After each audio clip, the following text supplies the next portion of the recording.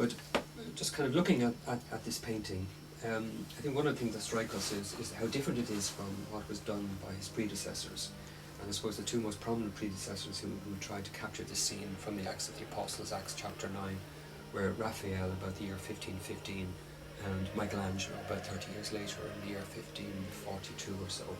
And both of them depict the risen Christ in the sky, as it were, reaching down towards and looking at Paul. But Caravaggio did something quite different, in a way something more subtle.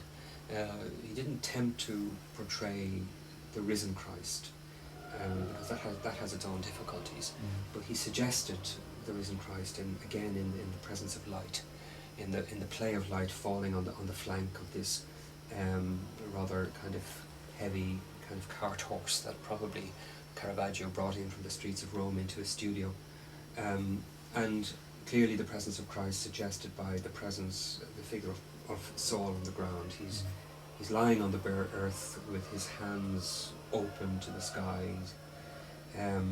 He's blind, you can see his eyes are closed, he's vulnerable, his world has been thrown upside down, and the arms open suggest perhaps a surrender to this overpowering grace that has touched his life.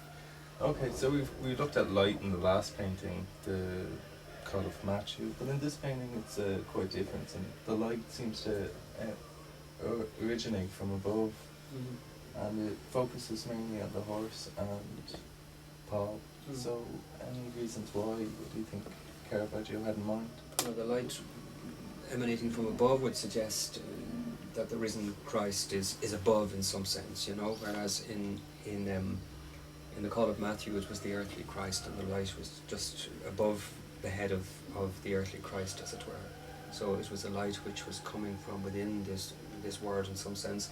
This is more of a heavenly light, because the Christ that's meeting Paul is the risen Christ, and it's clearly a light that is from above, and the whole thrust of Paul really is upward, as it were, whereas in the Call of Matthew was kind of looking sideways on, in a way towards the light, which was from within in some sense.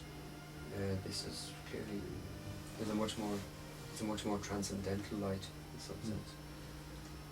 How do you think this would have challenged contemporary viewers of the painting, considering it was the Jubilee year of conversion?